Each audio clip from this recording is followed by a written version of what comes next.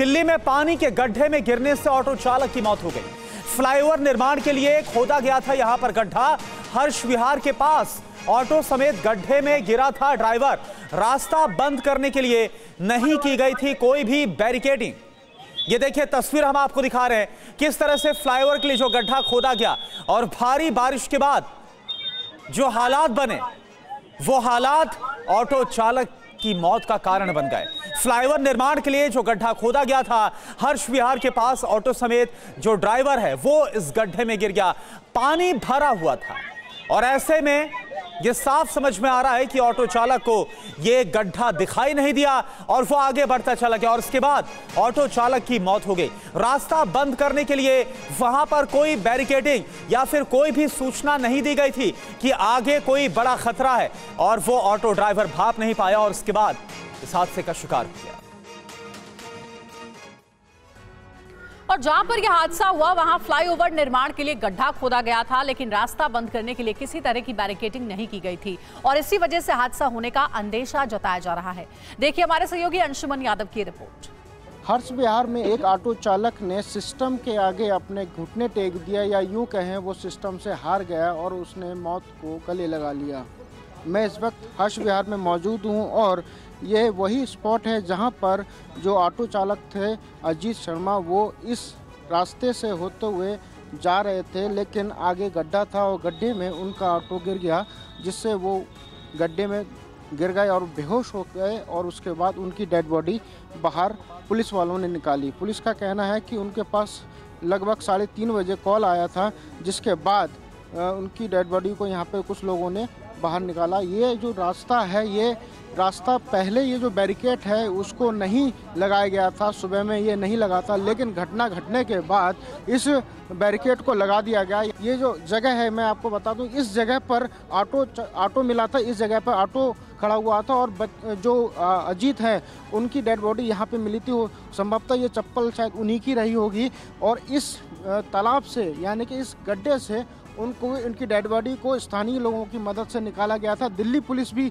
यहाँ पे मौजूद थी। दिल्ली पुलिस ने जब डेड बॉडी निकाली तो उसको अपने कस्बे में लेकर नज़दीकी अस्पताल में ले गए, वहाँ पर उनको मृत घोषित कर दिया गया था।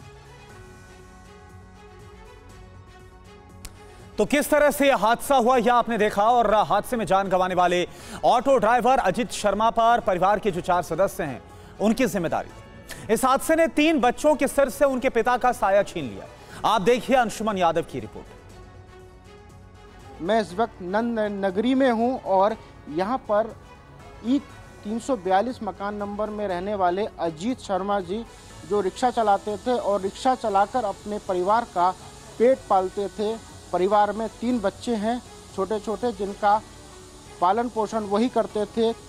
पूरा परिवार की जिम्मेदारी उनके कंधे ऊपर थी, लेकिन हारे हुए सिस्टम ने उनकी जान ले ली है। उनका बेटा हमारे साथ है। बेटा क्या नाम है आपका? वरुण। वरुण बेटा ये बताओ, परेशान मत हो, कितने बजे आपको जानकारी मिली थी? 4 बजे। क्या जानकारी मिली आपको? कि पापा की मेरी डेथ हो गई। कैसे हुई थी कुछ बताया? गड्ढे में गिर गए थे इस वजह से। कितने बजे घर से निकले थे? सुबह 5 बजे। अच्छा, सुबह 5 बजे निकले थे।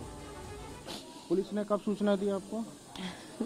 मेरी मम्मी को बताया था, मेरे पास आए थे, बता रहे थे कि पापा की मौत हो गई। आप कितने भाई हो? 3 भाई। और घर में कमाने वाले? पापा थे बस। पापा ही थे। कब से रिक्शा चला रहे थे? हो गए कम से कम 8-10 साल हो गए उन्हें। 8-10 साल। वही परिवार पूरा पाल रहे थे ना। तो आप देखिए 6 दिन में 3 मौत। बड़ा सवाल यह कि आखिर जिम्मेदार कौन है। आपको बताते हैं कि बीते 6 दिन में किस तरह से बड़े हादसे हुए हैं। 30 जून की बात करें, हर्ष विहार दिल्ली में पानी के गड्ढे में गिरने से ऑटो चालक की जो मौत हुई है, ये जो हादसा हुआ जिसके बारे में हम आपको जानकारी दे रहे हैं। 30 जून हर्ष विहार दिल्ली सड़क पर जो गड्ढा खोदा गया था उसमें ऑटो चालक गिर गया। 27 जून तैमूर नगर दिल्ली करंट लगने से 17 साल के सुहेल की मौत हो गई। बड़ा सवाल यह है कि आखिर ये जो मौतें हो रही हैं इसका जिम्मेदार कौन है, किस पर इसकी लापरवाही आती है। सड़क पर भरे पानी में करंट फैला था तैमूर नगर इलाके में और इसमें 17 साल के लड़के की मौत हुई थी। 25 जून को क्या हुआ, नई दिल्ली स्टेशन पर करंट लगने से 38 साल की महिला की मौत हो गई थी। खुले तारों से बिजली के खंभे में करंट फैला था और इसके बाद ये जो महिला जो कि ट्रेन पकड़ने जा रही थी, ये महिला उस करंट की चपेट में आ गई और इसके बाद उसकी मौत हो गई। शालिनी वाजपेयी इस वक्त हमारे साथ दिल्ली से जुड़ी हैं। शालिनी, ये जो एक के बाद एक मौतें हो रही है, हम दिखा रहे हैं आंकड़ा 6 दिन के अंदर 3 मौतें, लेकिन इसके बावजूद ऐसा लग रहा है कि किसी की आंखें नहीं खुल रही हैं। बिल्कुल करुणा, मैं आपको दिखाऊं कि यहाँ पर जो गड्ढा है हर्ष विहार में, वो सोचिए कि कितनी बड़ी लापरवाही है। पीडब्ल्यूडी यहाँ पर निर्माण करा रहा है। जिस एजेंसी को उसने काम की जिम्मेदारी दी है, क्या उसको इतना नहीं पता है? इतनी लापरवाही करेंगे कि इसका घेराव तक नहीं करेंगे। अगर यहाँ से ऑटो ड्राइवर ऑटो चलाता हुआ जाता है तो क्यों नहीं यहाँ पर, जैसे आज की घटना के बाद ये जो घेरा गया है, क्या इसको पहले नहीं किया जा सकता था?